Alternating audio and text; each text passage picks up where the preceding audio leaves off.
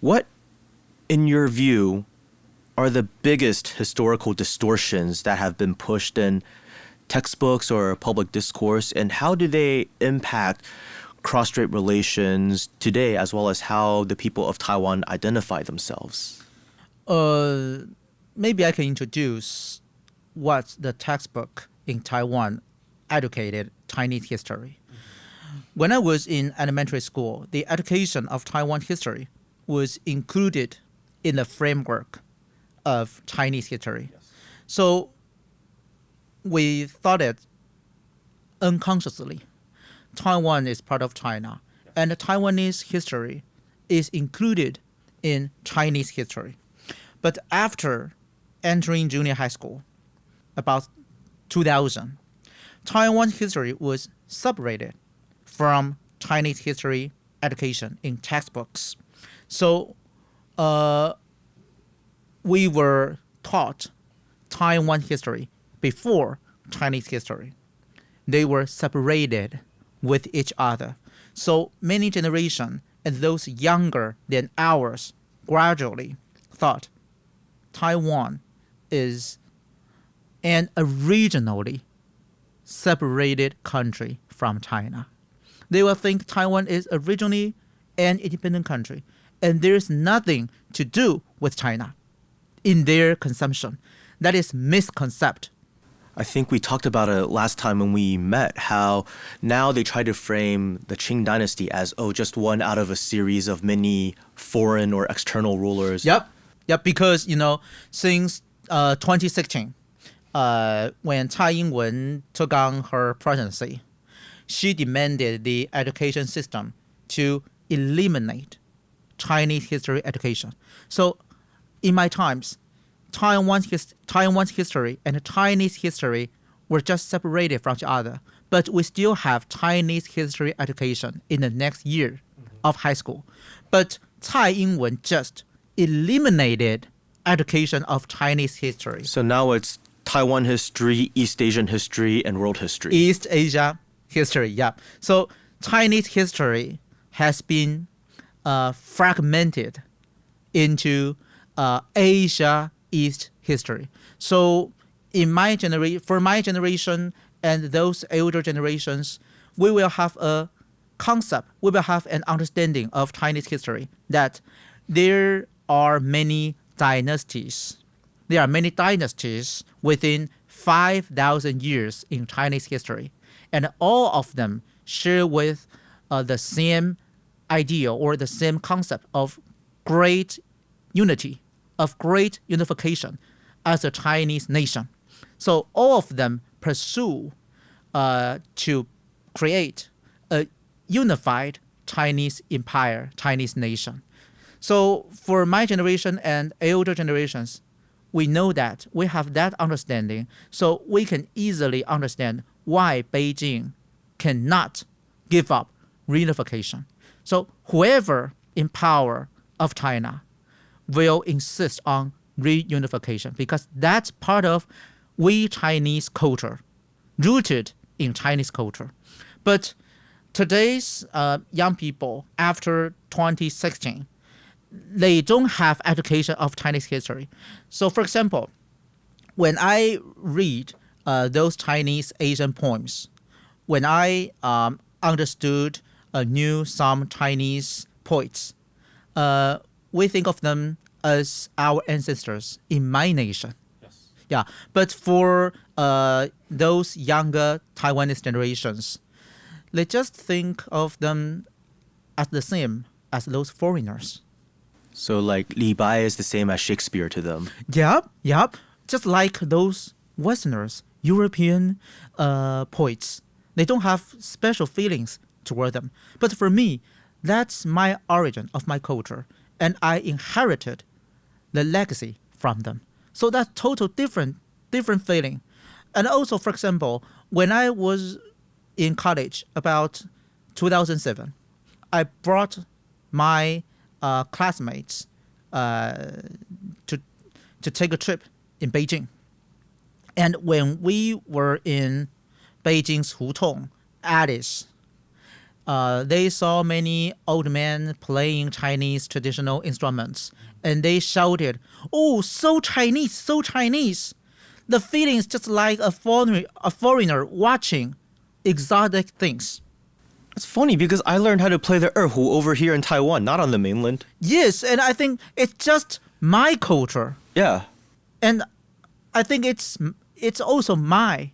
Yeah. It's also tradition of my. It is. Yeah, but those classmates, they shouted, "Oh, so Chinese, 好中国!" Just like a foreigner, like a European or American visiting another country and watching some exotic things. So it really shocked me. So that is many and many Taiwanese generations lost Chinese identity. Even not only politically, but even culturally. So that's a very terrible thing. It's very horrifying because if we want to deal with cross-strait relations, if we want to keep stable cross-strait relations The minimum framework. and to resolve Taiwan's question, to get a peaceful solution for Chinese civil war since 1949 until now, if we still have the same sense of Chinese culture, the same sense of national identity, it will be easily resolved. But without that, the problem, the question will be more complex and difficult to resolve. If we can resolve it peacefully, war will occur.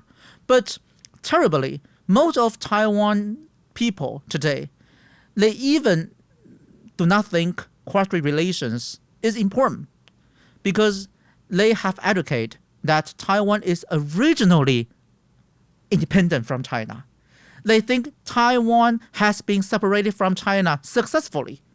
And even they think there's nothing to do with China. So any proposal from Beijing for peaceful unification will be unthinkable, unreasonable for those Taiwanese people. So that will be more complex and troublesome. Yeah, and what's really horrifying to me is you have so many people who don't even realize Hokkien or Minanhua is a Chinese language. Yep. They think that it was born in Taiwan and they're surprised. They're like, wait, For people in example, Xiamen. my cousin ever asked my aunt a question. Are we offsprings of Fujian people? Is Minanhua Taiwanese dialects resulted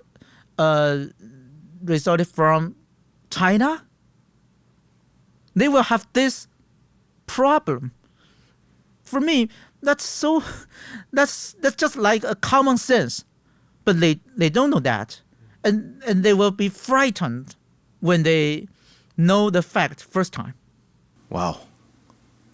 Yeah, as a child, I was just told this language was brought over to Taiwan by the early migrants from southern Fujian. No question Yes. about it. Yeah, my ancestors moved from Chinese mainland from Fujian about 300 years ago. Ming Dynasty, right? Yes. Wow. Because my mom's side came in the Qing Dynasty. Yeah. So it's funny. So like my mom's My side of the family. ancestors came to Taiwan about the mid 17th century. So my mom's ancestors to your ancestors were 外省人, even though both are considered 本省人 today. Yeah, if your family moved to Taiwan after 1949, they will call you 外省人, means mainland Chinese. Yeah. Yeah, but in fact, all of us mainland Chinese before. Except for the indigenous population. No, but even the indigenous population, they came to what is now the island back when there wasn't a Taiwan Strait. They came by land. Yep. Yes. Yeah.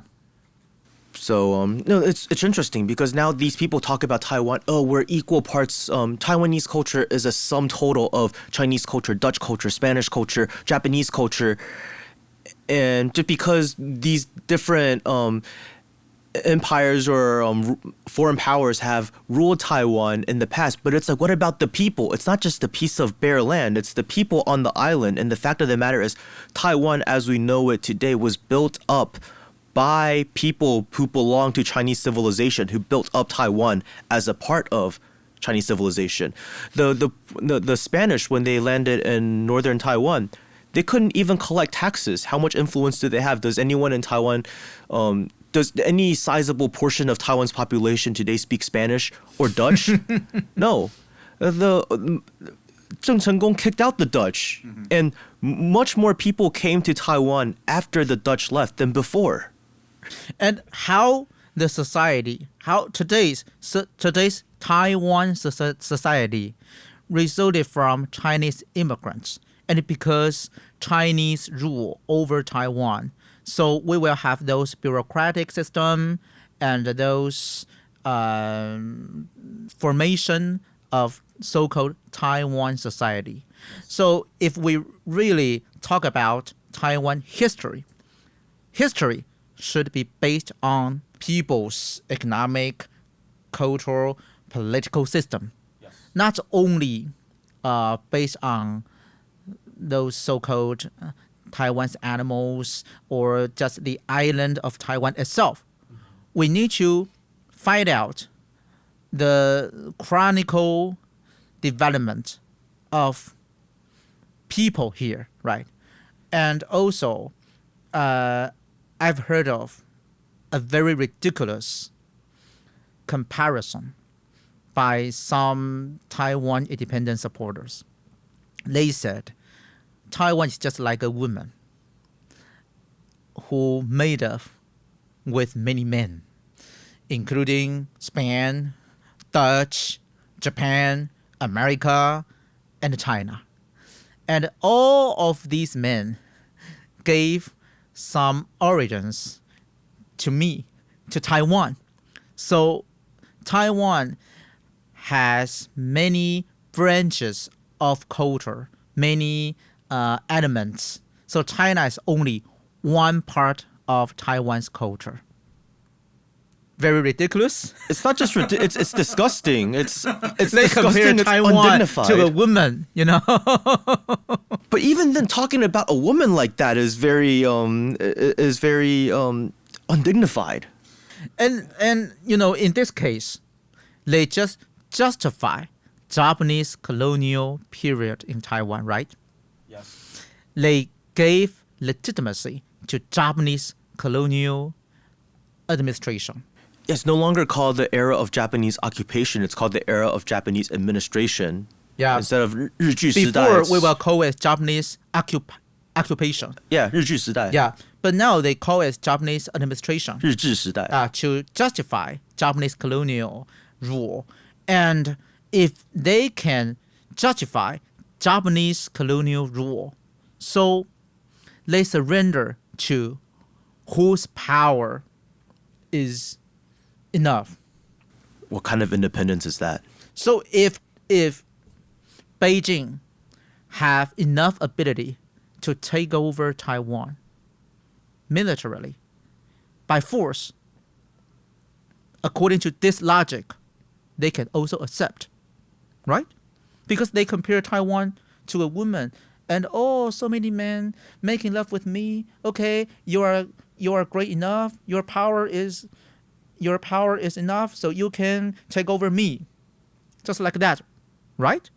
But for me, for reunification promoters like me, I want to achieve a peaceful negotiation with Beijing to talk about how to handle the system before the system after reunification.